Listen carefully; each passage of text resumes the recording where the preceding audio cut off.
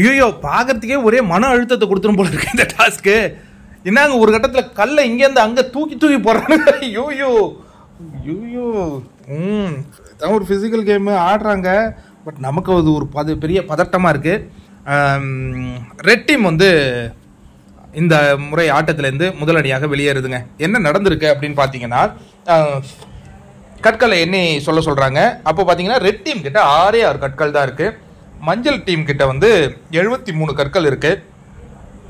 Blue team கிட்ட வந்து 52 கற்கள் இருக்குது. பிங்க் டீம் கிட்ட வந்து 94 கற்கள் இருக்குது. இதன் மூலமாக அதாவது ரெட் டீமில் இருக்கிற அருண், சௌந்தர்யா அண்ட் விஷால் இவங்க வெளியேறாங்க. இதில் வந்து சௌந்தர்யா கொஞ்சம் ஸ்பிரிட்டாக இருக்கிறாங்க விளையாடணுன்ட்டு. இவர் ஓன அழுகுறாரு. யார்? விஷால்.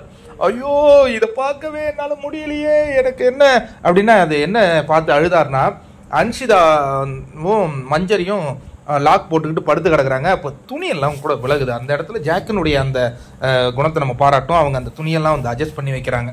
ஏன்னா சில விஷயங்கள்லாம் தெரியுது, அதெல்லாம் அட்ஜஸ்ட் பண்ணி வைக்கிறாங்க. இதை பார்த்துட்டு விஷால் வந்து ஓன்னு அழுது கொண்டு இருக்கும் ஒரு காட்சியையும் ஒரு பக்கம் பார்க்குறோம். இன்னொரு புறம் பார்த்தீங்கன்னா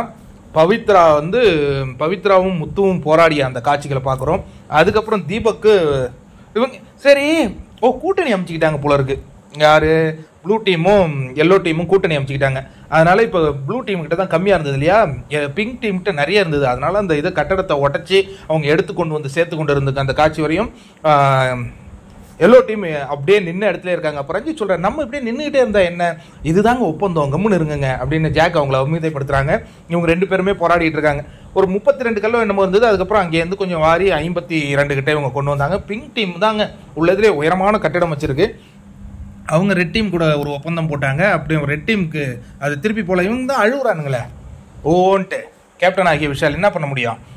ராணுவ வந்து நான் இந்த கேமில் ஏதாவது பண்ணணுமேனு ராணுவுக்கும் தீபக்குக்கும் ஒரு வாய் தகராறு போகுது. இன்னொன்று வந்து சொல்கிறாரு, யார்? முத்து. உன்னை கடவுள் காப்பாற்றிட்டாரா ராணுவ, நீ யோசிச்சு பாரு. முதல் நாள் உனக்கு ஏதோ அடிபட்டுடுச்சு, ஆனால் அடி மட்டும் படலை.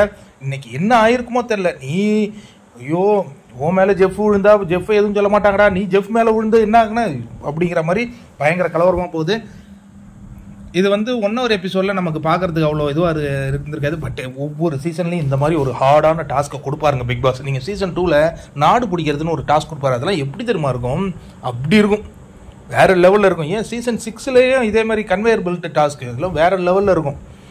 இது மாதிரி தான் இருக்கும். 1 hour எபிசோட் பார்த்தா நமக்கு அந்த அளவுக்கு பதட்டம் இருக்காது. இப்போ 24/7 தொடர்ந்து பார்த்துக்கிட்டு இருக்கிறதுனால மாதிரி பதட்டமாக இருக்குது, பயமாக இருக்குது. என்ன நடந்துருமோ, நமக்கு பிடிச்ச கண்டஸ்டன்ஸுக்கு ஏதாவது ஆகிடுமோ, மூஞ்சி கிஞ்சி வீங்கிடுமோ அப்படின்ட்டு பதட்டத்துடன் ஒவ்வொரு ரசிகர்களும் பார்த்துக்கிட்டு இருக்காங்க.